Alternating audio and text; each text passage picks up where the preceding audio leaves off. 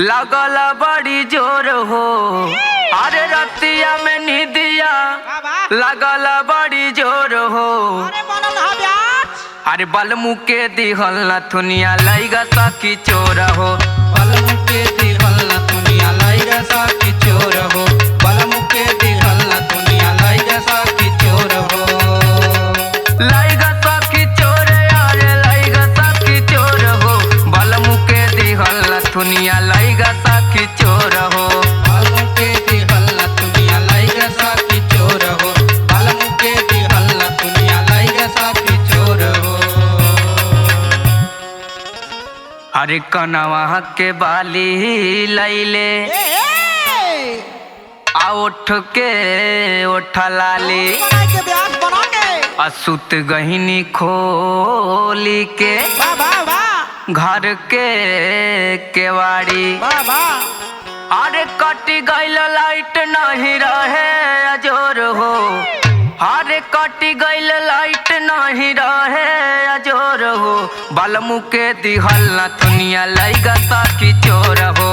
बलमु के दिहल नथुनिया लइगा सखी चोर हो। बलमु के दिहल नथुनिया लइगा सखी चोर हो। लइगा सखी चोर अरे लइगा सखी चोर हो। राजाऊ के दिहल नथुनिया लइगा सखी चोर हो।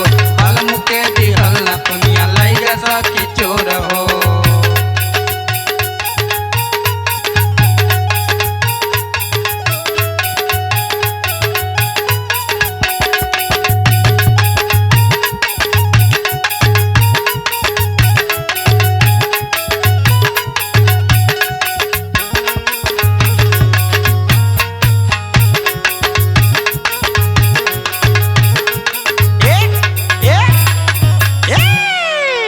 हर डर लागे पियाऊ शिवम जब जनी है। बाबा कैसे हो ना जाने कवन हालतिया करी है।